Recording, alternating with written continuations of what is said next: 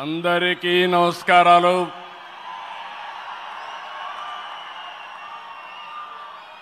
Today is a great day. Andhra Pradesh చరిత్రలో శాశ్వతంగా లిఖించదగ్గ రోజు. ఇలాంటి సమావేశానికి ఏదైతే అమరావతి రాజధాని పనులు నిలిచిపోయినాయి, ఆ రోజు మన ప్రధానమంత్రి గారే ఫౌండేషన్ వేశారు. 5 సంవత్సరాలు విధ్వంసం జరిగింది.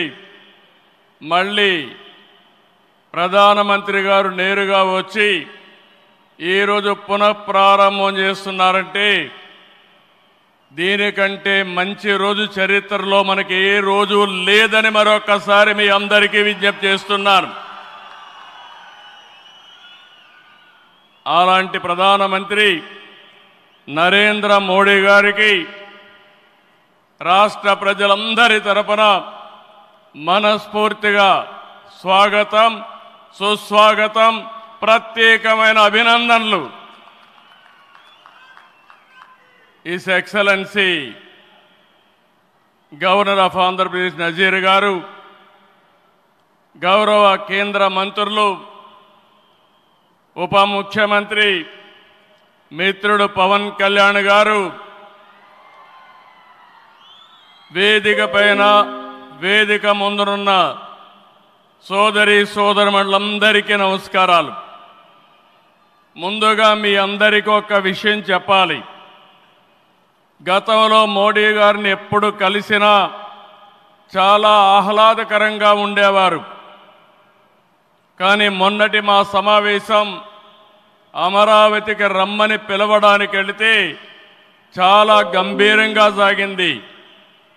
దీనికి కారణం, ఏకైక కారణం, ఉగ్రవాదుల దాడిలో నా దేశ ప్రజలు ప్రాణాలు కోల్పోయారనే ఆవేదన మోడీ గారిలో నేను చూశానని చెప్పి మరొకసారి విజ్ఞప్తి చేస్తున్నాను. అందుకే ఈ సందర్భంగా మీ అందరి తరపున వారికి విజ్ఞప్తి చేస్తున్నాను. ఉగ్రవాదాన్ని అణిచివేయడానికి ప్రధాని మోడీ గారికి కేంద్ర ప్రభుత్వం తీసుకునే ప్రతి చర్యకు మేము అండగా ఉంటామని ప్రతిజ్ఞ చేస్తున్నాం. मोदी जी, हम आपके साथ हैं. आंध्र प्रदेश के 5 करोड़ लोग आपके साथ हैं. पूरा देश आपके साथ हैं.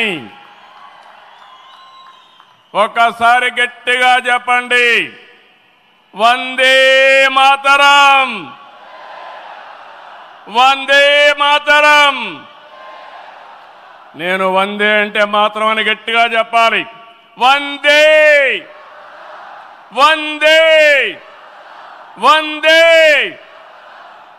భారత్ మాతా కి, భారత్ మాతా కి, భారత్ మాతా కి. ఈరోజు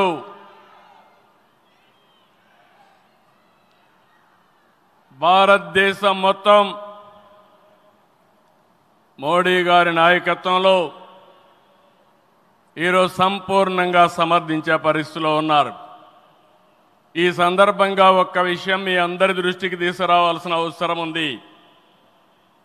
ఎప్పుడైనా సరే ఒక ఫ్యామిలీ, ఒక ఇండస్ట్రీ, ఒక కాన్స్టిట్యుయెన్సీ, ఒక కంపెనీకి దేనికైనా ఎఫెక్టివ్ లీడర్ ఉంటే ఆ ఇండస్ట్రీ బాగుపడుతుంది.